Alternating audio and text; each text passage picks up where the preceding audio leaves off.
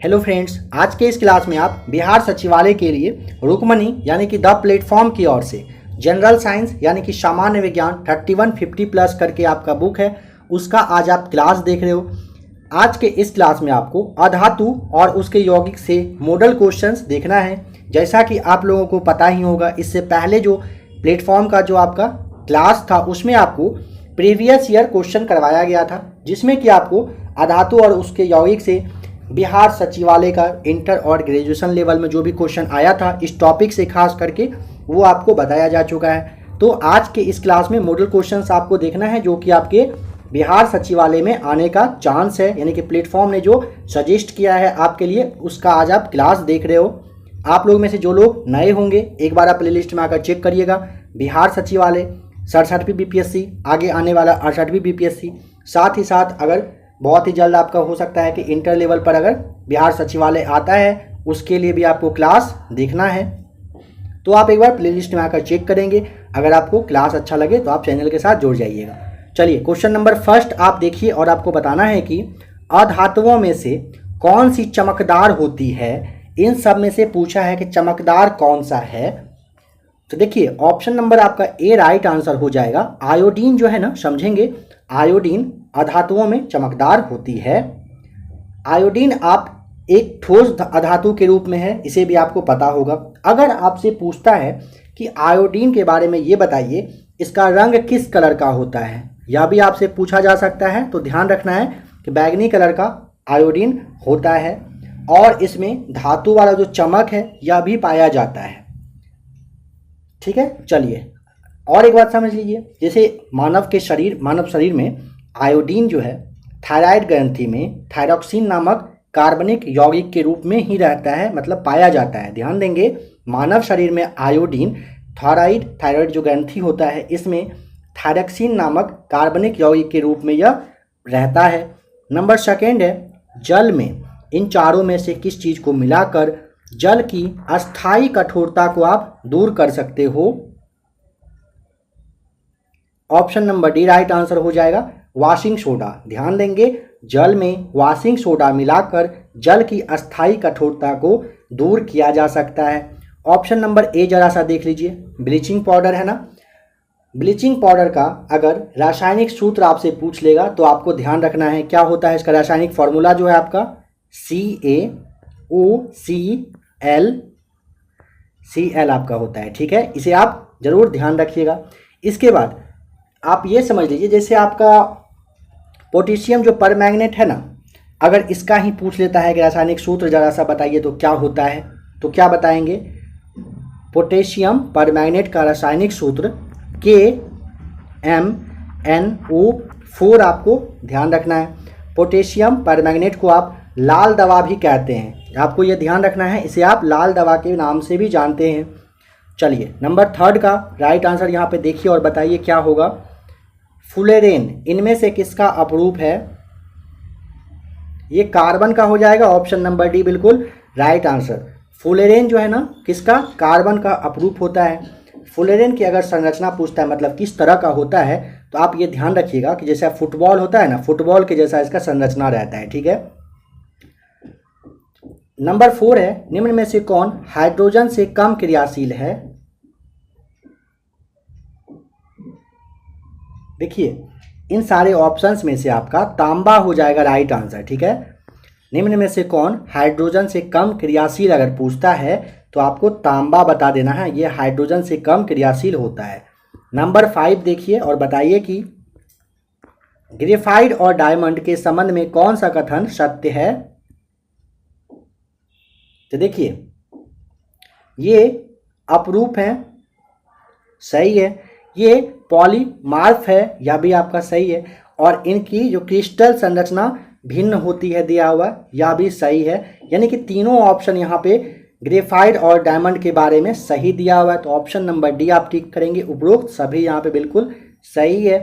देखिए ध्यान देंगे कि ग्रेफाइट और जो हीरा है ना, कार्बन का, ये दोनों रवादार होता है। ठीक है, ग्रेफाइट के बारे में ध्यान रखना है। ग्रेफाइट और जो आपका हीरा है ना, यह दोनों कार्बन का रवादार अपरूप होता है। ठीक है, चलिए नेक्स्ट है, पृथ्वी की पपड़ी में विशुद्ध रूप से जो पाई जाती है धातु वह कौन सी है? ऑप्शन नंबर डी हो जाएगा, प्लेटिनम आपको ध्यान रखना है। नंबर 7 बताइए, सैलों तथा खनिजों में सर्वाधिक मात्रा में पाए जाने वाला जो तत्व है वो कौन सा है? तो देखिए ऑप्शन नंबर आपका यहाँ पे ए राइट आंसर हो जाएगा, सिलिकॉन सबसे ज़्यादा पाया जाता है। ठीक है, नंबर बी देखिए कार्बन है, आपको बताया जा चुका है सभी कार्बनिक यौगिक में कार्बन पाया जाता है। ठीक है, और जैसे जो बॉडी है हमारा जो शरीर है, ठीक है, इसमें ऑक्सीजन के बाद अगर पूछेगा किसकी मात्रा सबसे ज़्यादा होती है तो कार्बन की होती है। नंबर सी देखिए हाइड्रोजन, आपको पता है कि अंतरिक्ष में हाइड्रोजन सबसे ज़्यादा रहता है और यह सबसे हल्की भी गैस होती है। नंबर 8 है, पन्ना निम्नलिखित का बना होता है, किसका बना होता है? Option number C right answer, beryllium का बना होता है पन्ना। ठीक है, अगर आपसे पूछता है जैसे ऑप्शन नंबर जो आपका ए है ना, ध्यान दीजिएगा कि हीरा जो है ना, एक मिनट फ्रेंड सुन जाइए, हाँ, हीरा ग्रेफाइट कार्बन से ही बना होता है, ध्यान रखेंगे इसके बारे में। देखिए सिलिका आपका दिया हुआ है नंबर बी में, सिलिका जिसे आप SiO2 के नाम से जानते हैं, इसका प्रयोग सीमेंट और कांच उद्योग में किया जाता है। पहले भी बहुत बार आपको बताया जा चुका है। सोना के बारे में समझिए, सोना सबसे अक्रियाशील मतलब धातु होता है। ठीक है, कौन सा? सोना। नंबर 9 है, जल के प्राप्त गुणधर्म है, कौन कौन से हैं? देखिए यह विद्युत का बहुत अच्छा चालक होता है, यह आपका राइट आंसर हो जाएगा। जल विद्युत का बहुत अच्छा चालक होता है। ठीक है, दिया हुआ कि यह चुंबक द्वारा आकर्षित होता है, तो चुंबकीय गुण आपको ध्यान आ रहा होगा कि लोहा पर अच्छे से मतलब ये होता है, चुंबकीय गुण होता है। ठीक है, जल के प्राप्त गुणधर्म में ये नहीं आता है। नंबर 10 है, चूना पत्थर खनिज का मुख्य घटक निम्नलिखित है। तो देखिए ऑप्शन नंबर जो आपका बी है ना, कैल्शियम कार्बोनेट हो जाएगा राइट आंसर। कैल्शियम कार्बोनेट यानी कि CaCO3 जो आपका है चूना पत्थर खनिज का क्या होता है? मुख्य घटक होता है। ऑप्शन ए देखिए सिलिका है, सिलिका ऑप्शन जो ए है, सिलिकॉन और ऑक्सीजन के ये संयोग से बनाया जाता है, बनता है। ठीक है, नंबर जो आपका सी है इसे भी देख लेंगे आप। नंबर सी में आपका कैल्शियम सिलिकेट है ना, तो कैल्शियम सिलिकेट का अगर यूज पूछता है किस चीज़ के लिए करता है, तो भोजन के पैकिंग वगैरह के लिए जो है ना इसका यूज किया जाता है कैल्शियम सिलिकेट का। चलिए नंबर 11 बताइए, नाइट्रोजन की अधिकतम मात्रा निम्नलिखित पदार्थ में पाई जाती है, किस में पाया जाता है? Option number A right answer हो जाएगा, यूरिया में। ठीक है, कितना परसेंट? 46% पाया जाता है। अमोनियम सल्फेट है नंबर बी, अमोनियम सल्फेट का यूज जो है ना मिट्टी का जो क्षारकत्व होता है ना इसको हटाने के लिए किया जाता है। नंबर 12 बताइए, नाइट्रोलीम क्या होता है? तो देखिए ऑप्शन नंबर जो सी है ना, CaCN2+C यानी कि कैल्शियम साइनेमाइड। ठीक है, कैल्शियम साइनेमाइड और कार्बन के मिश्रण को ही आप नाइट्रोलीम के नाम से जानते हो, तो option number C right answer है। नाइट्रोजन आवर्त सारणी में है, कहाँ पर है बताइए? तो ऑप्शन नंबर डी 5वें वर्ग में होता है। ठीक है, देखिए आवर्त सारणी में नाइट्रोजन को आवर्त 2 के यानी कि जो आपका 5 है इस वर्ग के ए में रखा गया है। अगर इसका परमाणु क्रमांक पूछता है तो आप इसे 7 बताएंगे परमाणु क्रमांक, और अगर इसका द्रव्यमान संख्या पूछेगा तो 14 आपको बता देना है। ठीक है, इसका डबल यहाँ पे हो जाएगा। नंबर 14, ऑक्सीजन अमोनिया से अभिक्रिया कर क्या उत्सर्जित करता है? Option number A right answer, N2 का मतलब ये N2 को उत्सर्जित करता है। नंबर 15 बताइए, ब्रोमीन किस ताप पर अपघटित होता है? Option number D right answer हो जाएगा, 1000 डिग्री सेल्सियस पर जो है ना ब्रोमीन पूछेगा कितना पे अपघटित होता है, तो ध्यान रखना है ऑप्शन नंबर डी आपका राइट आंसर है। SnO2 से टीन की प्राप्ति की जा सकती है, कैसे किया जाता है बताइए? तो देखिए ऑप्शन नंबर सी जो है ना कार्बन अपचयन के द्वारा, ध्यान रखेंगे SnO2 से टीन की प्राप्ति पूछेगा, कार्बन अपचयन के द्वारा किया जाता है। नंबर 16 के बाद आइए 17 पे चलते हैं। बताइए कि राइट आंसर यहाँ पे क्या होगा। खाद्य डिब्बों पर टीन की कोटिंग की जाती है, जस्ते की नहीं। क्यों नहीं की जाती है बताइए ज़रा सा। देखिए क्योंकि ना ऑप्शन नंबर जो डी है ना, जस्ता टीन से अधिक अभिक्रियाशील होता है, इसी वजह से क्या होता है खाद्य डिब्बे पर इसका यूज किया जाता है। जस्ता टीन से अधिक अभिक्रियाशील होने की वजह से खाद्य पदार्थ के डिब्बे पर ही इसकी कहिए कि टीन की कोटिंग की जाती है। नंबर 18 बताइए कि फ्रैगलेंट प्रतिकारक के रूप में प्रयुक्त होता है। ऑप्शन नंबर आपका बी हो जाएगा ZN। फ्रैगलेंट प्रतिकारक पूछेगा, ZN से यह प्रयुक्त होता है। नंबर 19 बताइए चूना पत्थर, चौक और संगमरमर, इन चारों में से किसके विभिन्न रूप हैं। देखिए कैल्शियम कार्बोनेट का है ना, ऑप्शन नंबर सी आपका यहाँ पे राइट आंसर है। कैल्शियम कार्बोनेट सफ़ेद रंग का जल में का कहिए कि अविलेय मतलब ठोस होता है, ठीक है। चलिए नेक्स्ट देखिए, पानी की कठोरता दूर करने के जियोलाइट प्रक्रम में 10% NaCl जो होता है इसका घोल प्रवाहित किया जाता है। क्यों किया जाता है।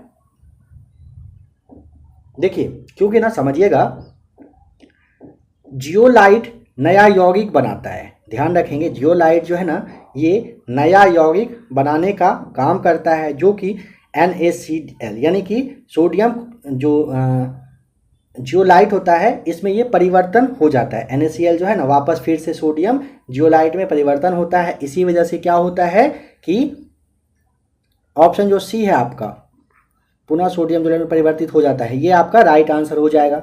नंबर 21 है अत्यधिक पसीने को रोकने के लिए प्रिकली हीट पाउडर में कौन से यौगिक का प्रयोग किया जाता है।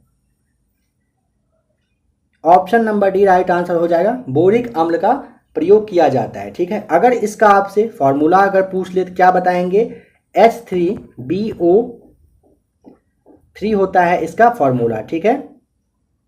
ध्यान रखेंगे जैसे आपका लकड़ी पर जो है ना चमक के लिए ना इसका बेरिक अम्ल का यूज किया जाता है, लकड़ी वगैरह पर चमक लाने के लिए ना बेरिक अम्ल का ही यूज किया जाता है। नंबर 22 अमोनियम ऑक्जेलेट का रासायनिक सूत्र बताइए क्या होता है।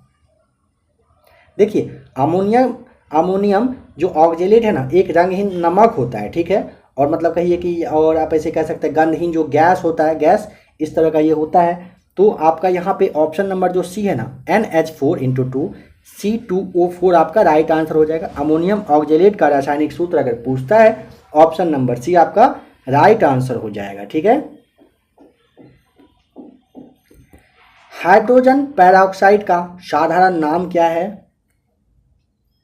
ऑप्शन नंबर बी हो जाएगा राइट आंसर, ब्लीच यानी कि जो तरल होता है ये आपका राइट आंसर हो जाएगा। अगर इसका फॉर्मूला जानना हो क्या होता है तो H2O2 आपको ध्यान रखना है। निम्नलिखित तत्वों में किसका गलनांक सबसे कम है। ऑप्शन नंबर सी लेड का जो गलनांक है सबसे कम है। देखिए लेड जिसे आप पीबी के नाम से जानते हो, इसका मुख्य अयस्क गैलेना होता है और यह ऊष्मा साथ ही साथ विद्युत दोनों का कुचालक के रूप में है, इसे भी ध्यान रख लेंगे। नाइट्रिक अम्ल निम्नलिखित में से किसके साथ अभिक्रिया नहीं करता है। नाइट्रिक अम्ल जो है यानी कि आपका क्या हो जाएगा, इसका HNO3 होता है ना, ये किसके साथ पूछ रहा है तो ऑप्शन नंबर जो आपका ए है ना सोना स्वर्ण यानी AU इसके साथ क्या करता है अभिक्रिया नहीं करता है, ध्यान रखेंगे। देखिए नाइट्रिक अम्ल के बारे में ये भी ध्यान रख लीजिएगा कि स्पिरिट ऑफ नाइटर भी इसे कहा जाता है, ठीक है। अगर पूछेगा कि नाइट्रिक अम्ल का यूज कहाँ पर किया जाता है तो उर्वरक निर्माण जो आपका लेबोरेटरी होता है, प्रयोगशाला, इन सारे जगहों पर इसका यूज किया जाता है। नंबर 26 फास्फोरस को पानी में क्यों रखा जाता है बताइए। ऑप्शन नंबर बी क्योंकि उसका ज्वलन तापमान बहुत कम होता है, ठीक है। ध्यान रखेंगे फास्फोरस को पानी में रखा जाता है क्योंकि उसका ज्वलन तापमान बहुत ही ज़्यादा कहिए कि कम रहता है। एक्टिनाइडो का परमाणुक संख्या है तो आपका 90 से 103 जो है ना ऑप्शन नंबर डी बिल्कुल राइट आंसर है, ठीक है। अगर पूछेगा इस श्रेणी में टोटल कितना तत्व होता है, आपको 14 तत्व ध्यान रखना है। अगर पूछेगा कहाँ, तो यह जो है ना 7वें आवर्त के तत्व के रूप में आप इसे जानते हो। चलिए नंबर 28 बताइए, वह कौन सा यौगिक है जो सफ़ेद ठोस है और वायु से जलवाष्प को अवशोषित करता है।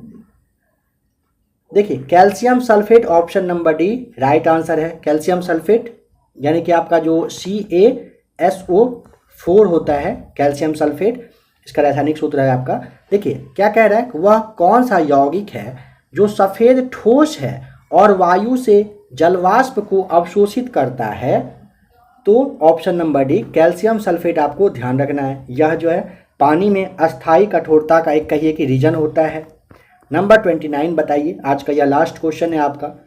भारी जल प्राप्त किया जाता है कैसे? आपको पता है भारी जल का जो फॉर्मूला है, सूत्र है, ये क्या होता है? इसे जरूर आपको पता होगा, D2O होता है। ठीक है, भारी, ये तो लगता है एक फेस बन गया, मुखरा है ना, D2O आपका हो जाएगा राइट आंसर। ठीक है, राइट नहीं मतलब इसका फॉर्मूला होता है। तो ध्यान रखना है कि ऑप्शन नंबर ए, अधिक समय तक जल के वैद्युत अपघटन से भारी जल प्राप्त किया जाता है। इसकी खोज अगर पूछता है किसने किया था, आप नाम बताइए।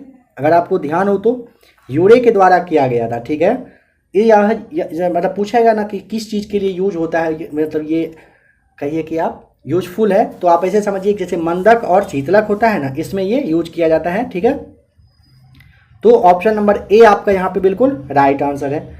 चलिए तो फ्रेंड्स, अभी आपने टोटल 29 क्वेश्चन देखा। आशा करता हूँ कि आज का भी क्लास आपको देखकर बिहार सचिवालय के लिए अधातु और उसके यौगिक टॉपिक से अच्छा लगा होगा। नेक्स्ट क्लास बहुत ही जल्द आपके लिए आएगा साइंस का, जो कि आपका प्लेटफॉर्म का जिसका अभी आपने क्लास देखा। ठीक है, अगर आपको आज का क्लास अच्छा लगा होगा तो अब आप वीडियो को जल्दी से लाइक कर देंगे। ठीक है, अगर आपके भी कोई दोस्त वगैरह हो तो उनके पास कोशिश करिए कि शेयर कर सकते हैं तो शेयर ज़रूर कर दीजिएगा। बिहार सचिवालय ग्रेजुएशन लेवल के लिए अभी आपने देखा जो क्लास था, और साथ ही साथ समझ लीजिए जो आपका ये मॉडल सीट आपको प्रीवियस ईयर करवाया गया था, उसमें आपको बता दिया गया था कि यह क्लास में आपका जो क्वेश्चन है इंटर लेवल का भी है। ऐसा नहीं है कि बस ग्रेजुएशन लेवल में पूछा गया था। ठीक है, तो ग्रेजुएशन साथ ही साथ इंटर और बिहार के जो नॉर्मली और भी बहुत सारे एग्जाम हुए हैं, सारे में यहाँ से क्वेश्चन आ चुका है और यहाँ से क्वेश्चन आने का चांस है, इसीलिए आपका ये मॉडल सेट था। तो आप एक बार प्लेलिस्ट में आकर चेक करेंगे, काफ़ी सारा क्लास है आपके लिए। 68वीं बीपीएससी की तैयारी कर रहे हो, चैनल से जुड़ जाइए। 67वीं बीपीएससी के लिए क्लास कंटिन्यू आ रहा है जब तक कि आपका एग्जाम ना हो जाए तब तक। साथ ही साथ बिहार एसआई के लिए बहुत ही जल्द आपके लिए सेट आ रहा है, उसे भी आप देख लेंगे। चलिए ठीक है फ्रेंड्स, मिलते हैं बहुत ही जल्द एक और नए वीडियो के साथ।